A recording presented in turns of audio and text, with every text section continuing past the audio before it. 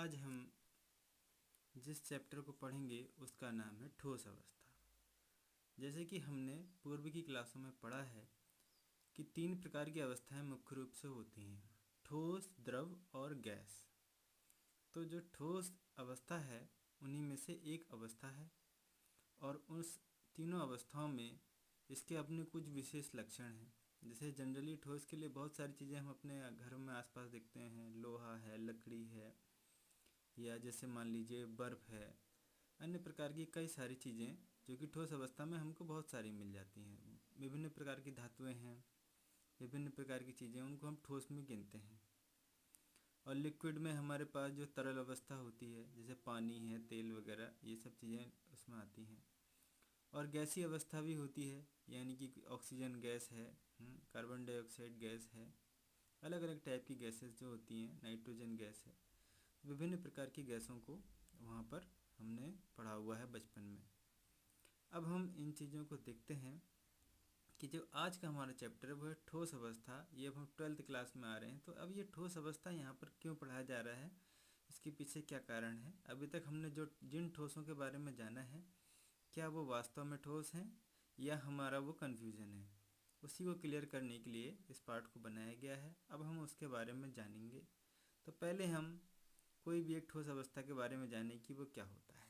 तो जैसा कि पहले हम उसको डिफाइन कैसे करेंगे। किसी पदार्थ को तब ठोस अवस्था में कहा जाता है जब वायुमंडलीय दाब के अधीन उस पदार्थ का गलनांक कमरे के ताप एनटीपी का मतलब होता है नॉर्मल टेम्परेचर एंड प्रेशर, इसी को एसटीपी भी बोलते हैं, स्टैंडर्ड टेम्परेचर एंड प्रेशर।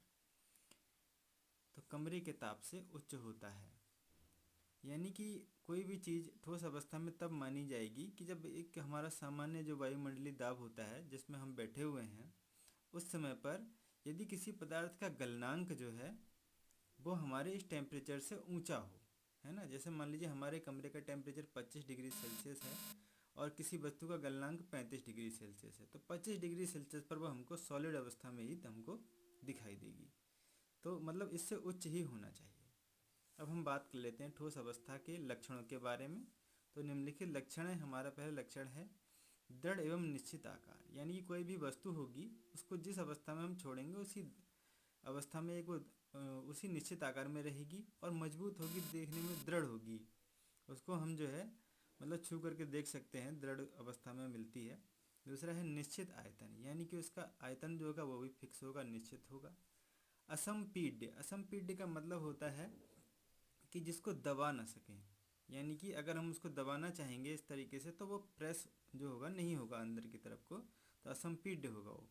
उच्च घनत्व, घनत्व का मतलब है कि इसमें जो इसके परमाणु होते हैं उनके बीच में स्पेस बहुत कम होता है, तो बहुत ज़्यादा घने घने आपस में वो जुड़े हुए रहते हैं, तो उसको बोलते हैं घनत्व। मतलब उसमें घनापन बहुत ज़्यादा है, उच्च घनत्व रहेगा। इसी कारण से उनका जो है निश्चित आकार भी रहता है। नगण्य तरलता, यानी कि उनमें बहने का गुण, तरलता का मतलब जिस प्रकार से पानी बहता है, तो ये जो है बहता नहीं है। जो ठोस होगा वो बहता नहीं है। सामान्य टेम्परेचर पर कभी भी आप देखेंगे नहीं कि लोहा लकड़ी बहते हुए नजर आएंगे। सूक्ष्मतम रिक्तिका, यानी कि जो इसके परमाणुओं के बीच में या आयनों के बीच में जो एक अवकाश होता है, एक स्पेस होता है, वो बहुत ही कम होता है। अन्य गैस और तरल की तुलना में ठोस में बहुत कम होता है। प्रबल धात्विक या अंतरा आयनिक बल होता है, यानी कि जो है इसके जो अणुओं के बीच में जो धातु के जो परमाणु हैं और हमारे या आयनों के बीच में जो आकर्षण बल है वो बहुत ही ज़्यादा घना है, बहुत ही ज़्यादा। एक तरीके से मान सकते हैं कि हम इतना मजबूत बंध हैं कि वो आसानी से टूटने वाले नहीं हैं और बहुत मजबूत बंध हैं। उच्च गलनांक, उच्च गलनांक यानी कि कई ठोस तो मतलब ऐसे हैं कि जो बहुत 1800 डिग्री सेल्सियस पर गलते हैं। तो ठोसों के बारे में, इन चीज़ों के बारे में भी हमने जान लिया।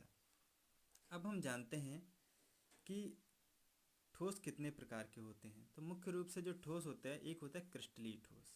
तो क्रिस्टलीय ठोस क्या है? ऐसे ठोस जिनमें अवयवी कण, अवयवी कण से मतलब परमाणु हो, अणु हो या आयन हो, नियमित क्रम में व्यवस्थित होते हैं तथा बार बार पुनरावृत्ति करके एक निश्चित पैटर्न बनाते हैं। यानी कि यहाँ पर क्या मतलब है कि एक नियमित क्रम में व्यवस्थित रहेंगे। जो क्रिस्टलीय ठोस में जो आयन होते हैं वो नियमित क्रम में रहेंगे। नियमित क्रम से मतलब जैसे एक NaCl हमारे पास, NaCl का आपको चित्र दिखाते हैं। तो NaCl क्रिस्टल के अंदर किस प्रकार से रहेंगे, देखो ये Na पॉजिटिव है, फिर Cl नेगेटिव है, फिर Na पॉजिटिव है, फिर Cl नेगेटिव, फिर Na पॉजिटिव, फिर Cl नेगेटिव, इस टाइप से आते रहेगा, वो क्रम से चलता रहेगा। तो एक नियमित पैटर्न है और लंबी दूर तक जाती है व्यवस्था, तो इसको दीर्घ परासी व्यवस्था भी बोलते हैं। एक जैसी परास दूर तक फैली रहेगी तो दीर्घ परासी व्यवस्था के नाम से भी हम इसको जानते हैं। तो एक लंबा बार बार पुनरावृत्ति हो रही है। आप देख रहे हैं Na प्लस और Cl नेगेटिव की, वहाँ पर आपने देखा कि वो बार बार पुनरावृत्ति हो रही है और एक निश्चित पैटर्न बनता चला जा रहा है। तो इस प्रकार के जो ठोस होते हैं उनको क्रिस्टलीय ठोस कहते हैं। और अभी हमने देखा कि दूर तक ये व्यवस्था जाती है, इसलिए इसको दीर्घ परासी व्यवस्था के नाम से भी जानते हैं। क्रिस्टलीय ठोस को सत्य ठोस भी कहा जाता है। इसी को हम वास्तविक ठोस, इसको क्रिस्टलीय ठोस को ही बोला जाता है। अब इसके जो लक्षण हैं वो क्या क्या होते हैं। पहला हमने जाना दीर्घ परासी व्यवस्था। दीर्घ परासी व्यवस्था का मतलब है एक जैसा पैटर्न दूर तक चलता जाएगा, टूटेगा नहीं। फिर दूसरा है दिक् स्थानों में संघटक कणों की निश्चित एवं नियमित व्यवस्था। एक नियमित पैटर्न है, जैसे Na पॉजिटिव Cl नेगेटिव, फिर Na पॉजिटिव Cl नेगेटिव ही आएगा, फिर Na पॉजिटिव, फिर Cl नेगेटिव ही आएगा। इस प्रकार से लगातार नियमित व्यवस्था भी रहती है। विषम दैशिक प्रकृति होती है, तीक्ष्ण गलनांक होते हैं इनके, ये अन्य लक्षण है हमारे। काटने पर स्पष्ट विदलन होता है, यानी कि हम किसी चीज़ को, अगर किसी क्रिस्टलीय ठोस को अगर हम काटेंगे, हथौड़े से चोट मारेंगे या कोई इस पर वार करेंगे तो वो एक स्पष्ट रूप से कट करके गिरेगा, टेढ़ा मेढ़ा नहीं कटेगा।